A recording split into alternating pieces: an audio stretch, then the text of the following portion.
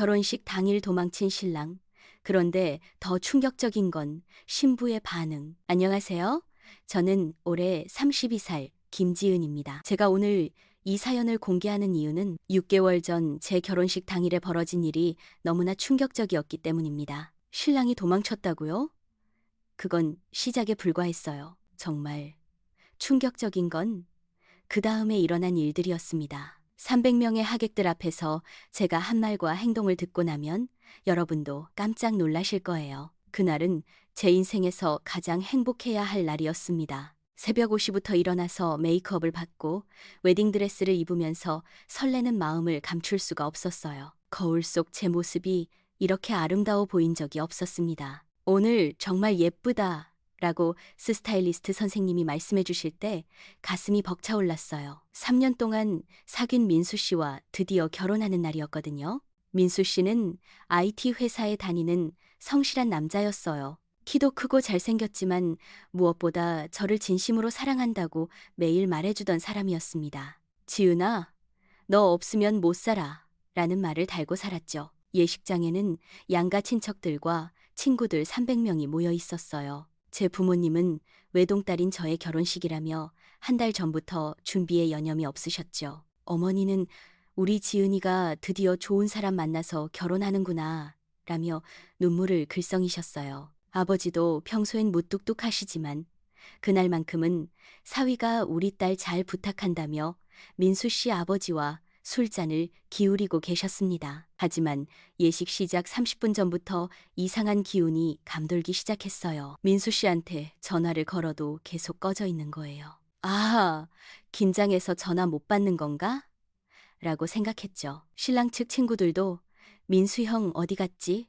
라며 웅성거리기 시작했어요. 여러분도 중요한 날에 연락이 안 되는 상황을 겪어보신 적 있으신가요? 그때 기분이 어땠는지 댓글로 공유해 주세요. 예식 시작 10분 전 민수 씨 친구인 준호 씨가 창백한 얼굴로 저한테 다가왔어요. 지은아, 잠깐 얘기 좀 할까? 그 순간 가슴이 철렁 내려앉았습니다. 뭔가 안 좋은 일이 벌어진 거라는 직감이 들었어요.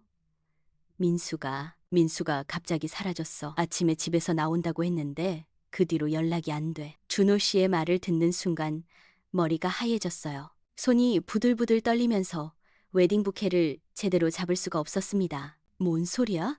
민수 오빠가 왜 사라져? 제 목소리가 떨리고 있었어요. 준호 씨는 더 창백해진 얼굴로 말을 이어갔습니다.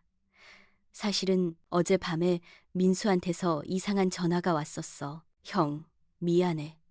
나 정말 미안해라고만 하고 끊더라고. 그때 민수 씨 어머니가 황급히 달려오셨어요. 지은아, 우리 민수가 어디 간 거니? 집에서 나온다고 했는데. 어머니의 목소리에도 불안감이 가득했어요. 예식장은 점점 소란스러워졌어요. 하객들이 신랑이 왜 안 나타나지?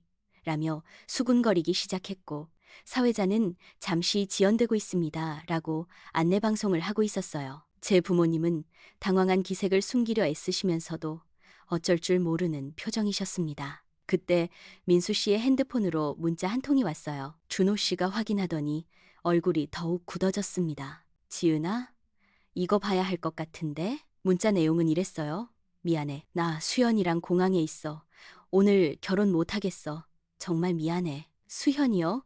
그 이름을 듣는 순간 온몸에 소름이 돋았어요. 수현이는 민수 씨의 대학교 동기이자 전 여자친구였거든요. 5년 전에 헤어졌다고 들었는데 최근에 다시 연락을 주고받고 있다는 걸 저도 알고 있었어요. 하지만 그냥 친구 사이라고 민수 씨가 말했기 때문에 크게 신경 쓰지 않았죠. 설마 그게 아니겠지?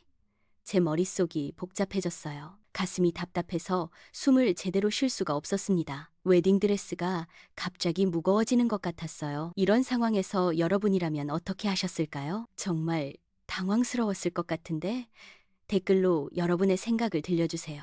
준호 씨가 다시 민수 씨한테 전화를 걸어봤지만 여전히 꺼져 있었어요. 그때 민수 씨 아버지가 다가오시더니 준호야, 민수 어디 있는 거냐? 라고 물어보셨어요. 준호 씨는 어떻게 말해야 할지 몰라 하며 저를 바라봤어요. 아버님 민수 오빠가? 제가 말을 꺼내려는데 목이 메어서 소리가 나오지 않았어요. 눈물이 핑 돌았지만 꾹 참았습니다. 300명의 하객들 앞에서 울 수는 없었거든요. 그런데 바로 그때 민수 씨한테서 또 다른 문자가 왔어요. 이번엔 더 충격적인 내용이었습니다. 지은아, 정말 미안해. 수연이가 임신했어. 나는 수연이와 함께 새로운 시작을 하려고 해. 용서해줘. 그 문자를 읽는 순간 세상이 무너지는 것 같았어요. 다리에 힘이 풀려서 주저앉을 뻔했습니다. 준호 씨가 급히 저를 붙잡았어요. 지은아, 괜찮아? 괜찮을 리가 없었죠. 3년 동안 사랑했던 사람이 결혼식 당일에 전 여자친구와 도망쳤다는 거잖아요. 그것도 임신까지 시켰다니. 제가 지금까지 뭘 한 거죠? 하객들은 점점 웅성거리기 시작했어요. 신랑이 왜 이렇게 늦지? 뭔 일 있는 거 아냐? 제 친구들도 걱정스러운 표정으로 저를 바라보고 있었어요. 부모님은 상황을 파악하려고 애쓰고 계셨지만 제가 뭐라고 설명해 드려야 할지 막막했어요. 지은아, 어떻게 할까? 하객들한테 뭐라고 해야 할지. 준호 씨가 당황한 목소리로 물어봤어요. 민수 씨 부모님도 상황을 대충 눈치채신 것 같았어요. 민수 씨 어머니는 이게 무슨 일이냐 며 눈물을 흘리기 시작하셨어요. 제 부모님이 다가오셨어요. 지은아, 무슨 일이야? 민수가 왜 안 나타나는 거냐? 아버지의 목소리에는 분노가 섞여 있었어요. 어머니는 제 얼굴을 보시더니 설마 라며 말을 잇지 못하셨어요. 그때 사회자가 다시 안내 방송을 했어요. 신랑 신부의 사정으로 예식이 잠시 지연되고 있습니다. 조금만 기다려 주시기 바랍니다. 하지만 하객들의 웅성거림은 더 커졌어요. 제 마음은 복잡했어요. 화가 나면서도 서러웠고 창피하면서도 억울했어요. 3년 동안 민수 씨를 믿고 사랑했는데 이런 식으로 배신당할 줄 몰랐어요. 그동안 수현이와 만나고 있었다는 것도 충격이었지만 결혼식 당일에 이런 식으로 도망치다니 정말 화가 나지 않나요? 이런 상황에서 여러분이라면 어떤 감정이 들었을까요? 댓글로 공유해주세요. 준호 씨가 지은아, 일단 하객들한테 상황을 설명해야 할 것 같은데 라고 말했어요. 맞아요. 300명의 사람들이 기다리고 있는데 언제까지 이렇게 둘 수는 없었어요. 그런데 그 순간 제 안에서 뭔가가 바뀌기 시작했어요. 슬픔과 분노가 서서히 다른 감정으로 변해가고 있었어요. 아, 이렇게 당하고만 있을 건가? 이대로 끝날 건가? 라는 생각이 들었어요. 제가 준비실에서 나와서 예식장으로 향했어요. 부모님과 준호 씨가 지은아, 어디 가는 거야? 라며 따라왔지만 저는 이미 결심을 한 상태였어요. 웨딩드레스를 입고 부케를 든 채로 예식장 앞쪽으로 걸어갔습니다. 하객들이 저를 보더니 신부 나왔다. 신랑은 어디 있지? 라며 수군거렸어요. 저는 마이크 앞으로 걸어갔어요. 사회자가 당황한 표정으로 신부님, 아직 신랑분이 라고 말했지만 저는 마이크를 받아들었습니다. 그리고 300명의 하객들 앞에서 말했어요. 제 목소리는 생각보다 차분하고 또렷했습니다. 안녕하세요. 오늘 이 자리에 와주신 모든 분들께 진심으로 감사드립니다. 아마 다들 궁금하실 텐데요. 신랑이 어디 갔는지. 신랑 민수 씨는 오늘 아침 전 여자친구와 함께 해외로 떠났습니다. 그 여자분이 임신을 했다고 하네요. 그래서 저와의 결혼식을 포기하고 새로운 인생을 시작하기로 했다고 합니다. 예식장이 순식간에 조용해졌어요. 300명이 모인 공간이 이렇게 조용할 수 있구나 싶을 정도였어요. 하객들은 믿을 수 없다는 표정으로 저를 바라보고 있었어요. 처음에는 정말 충격적이었어요. 화도 많이 났고 서럽기도 했습니다. 하지만 지금 이 순간 여러분들 앞에 서서 생각해보니까 이게 오히려 축복일 수도 있겠다는 생각이 들어요. 제 부모님은 놀란 표정으로 저를 바라보고 계셨어요. 하객들 중에서 몇몇 분들이 어머나 세상에라며 작은 소리로 탄식하는 게 들렸어요. 32년을 살아오면서 저는 항상 다른 사람을 위해 살았어요. 부모님을 위해, 남자친구를 위해, 주변 사람들을 위해. 정작 제 자신을 위해서는 뭘 해본 적이 없었거든요. 민수 씨와 사귀면서도 항상 그 사람 맞춰주기 바빴어요. 그 사람이 좋아하는 음식을 먹고 그 사람이 보고 싶어 하는 영화를 보고 그 사람 스타일에 맞춰서 옷도 입고 제 목소리가 점점 커지고 있었어요. 그동안 억눌렸던 감정들이 터져나오는 것 같았어요. 그런데 오늘 이런 일을 당하고 나니까 깨달았어요. 진짜 저를 사랑하는 사람이라면 결혼식 당일에 이런 식으로 저를 버리고 떠나지 않았을 거예요. 진짜 저를 소중하게 생각하는 사람이라면 적어도 면대면으로 이야기했을 거예요. 믿을 수 있나요? 이런 일이 실제로 여러분이라면 이렇게 당당하게 말할 수 있었을까요? 댓글로 알려주세요. 하객들 중에서 박수를 치는 소리가 들리기 시작했어요. 처음에는 한두 명이었는데 점점 더 많은 사람들이 박수를 쳤어요. 제 친구들은 눈물을 흘리면서 박수를 치고 있었어요. 그래서 저는 오늘 이 자리에서 선언하고 싶어요. 이제부터는 진짜 제 자신을 위해 살겠습니다. 제가 하고 싶은 일을 하고, 제가 만나고 싶은 사람들을 만나고, 제가 가고 싶은 곳을 가면서 살겠어요. 제 부모님도 눈물을 흘리고 계셨어요. 하지만 그 눈물이 슬픔의 눈물인지, 자랑스러움의 눈물인지는 잘 모르겠었어요. 오늘 이 자리에 와주신 모든 분들께 다시 한번 감사드려요. 비록 결혼식은 취소되었지만 저에게는 새로운 인생의 시작점이 되었습니다. 앞으로 더 당당하고 행복한 김지은의 모습을 보여드릴게요. 그리고 제가 들고 있던 웨딩 부케를 하객들 쪽으로 던졌어요. 부케를 받은 건 제 대학교 동기인 수진이었는데 수진이는 눈물을 흘리면서 지은아 정말 멋있어 라고 소리쳤어요. 예식장은 박수 소리로 가득 찼어요. 300명의 하객들이 모두 일어서서 박수를 쳐주고 있었어요. 브라보! 멋져! 지은이 화이팅! 이라는 소리들이 여기저기서 들렸어요. 그날 이후 제 인생은 완전히 바뀌었어요. 예식장에서의 제 모습을 누군가가 동영상으로 찍어서 SNS에 올렸는데 그게 순식간에 화제가 되었거든요. 결혼식 당일 도망친 신랑 vs 당당한 신부라는 제목으로 말이에요. 댓글들이 정말 많이 달렸어요. 정말 멋있다. 나도 저렇게 당당했으면 좋겠다. 진짜 여자의 모습이다. 같은 응원 메시지들이 대부분이었어요. 물론 너무 극단적이다.